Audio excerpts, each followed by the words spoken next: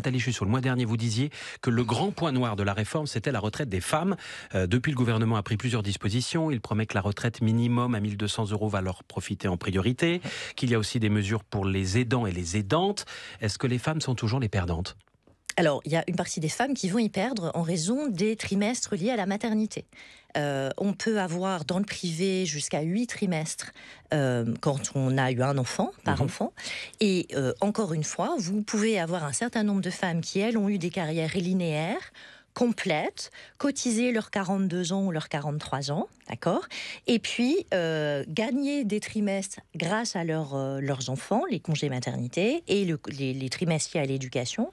Et le problème, c'est qu'encore une fois, comme on repousse l'âge de la retraite, elles vont devoir travailler à 63 ou jusqu'à 64 ans. Alors, qu'est-ce qu'il faudrait faire pour qu'elles ne perdent pas en partie le bénéfice des trimestres ? Dans le cadre actuel, ça va être très compliqué. Mis à part proposer aux femmes de partir plus tôt, pour celles qui ont des carrières linéaires et complètes, pour qu'elles bénéficient de ces trimestres, il n'y a pas vraiment... C'est ce que font certains pays comme l'Italie, où les femmes et les hommes ne partent pas au même âge. Voilà. Et alors, en revanche, ce qu'il faut dire, c'est qu'effectivement, ces bénéfices liés à la maternité, aux trimestres liés à la maternité, vont profiter, ou en tout cas continuent à bénéficier aux femmes qui ont des carrières hachées, fracturées. Beaucoup d'entre elles ont ces carrières-là. Je parlais de la pension minimale à 1 200 € que doivent toucher les futurs retraités, les actuels, à condition d'avoir toutes leurs années de cotisation. Plusieurs économistes disent aujourd'hui qu'il y a un loup dans cette proposition du gouvernement et qu'en réalité, de très nombreux retraités n'arriveront pas à 1 200 € bruts. Est-ce que c'est vrai ?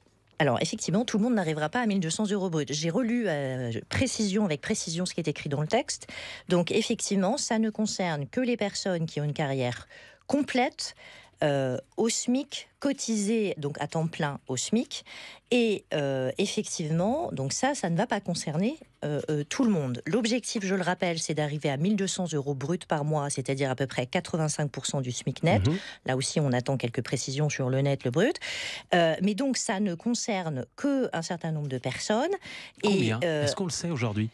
Puisque c'est l'un des arguments affichés par le gouvernement. Non, ce qu'on peut vous dire, parce que c'est assez compliqué, c'est que vous avez, pour pouvoir prétendre à bénéficier d'une augmentation de votre pension sans forcément arriver jusqu'à 1 200 €.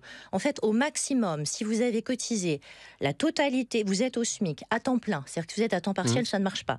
Au SMIC à temps plein, vous avez cotisé tous vos trimestres, vous aurez 100 € de plus de pension minimale. Ça, c'est le meilleur scénario prévu. Ça, c'est le meilleur scénario possible. Je veux juste faire une remarque, c'est que ça, c'est la pension de base, et que pour arriver aux 1 200 € bruts, vous avez la retraite complémentaire. Et là, il y a peut-être aussi un loup, puisque dans la moyenne, quand on regarde, en gros, si vous augmentez de 100 €, vous avez la pension minimum de base qui passe à 850 €. Donc, on fait comme si la pension complémentaire, la retraite complémentaire pour quelqu'un au SMIC à temps plein était de 350 €. C'est loin d'être vérifié. Ça, il faudrait vérifier que tous les gens qui travaillent selon les différents régimes salariés arrivent à ça. Et pour les autres, effectivement, il faut qu'ils aient au moins cotisé 30 ans, mais ils n'auront pas les 100 €. Ça sera au prorata du nombre d'années cotisées. Donc effectivement, c'est un abus de langage, même si... C'est une extrapolation, et effectivement, tout le monde ne sera pas à 1 200 €. Merci Nathalie Chussot, professeure d'économie à l'Université de Lille, grand témoin de France Info. Merci.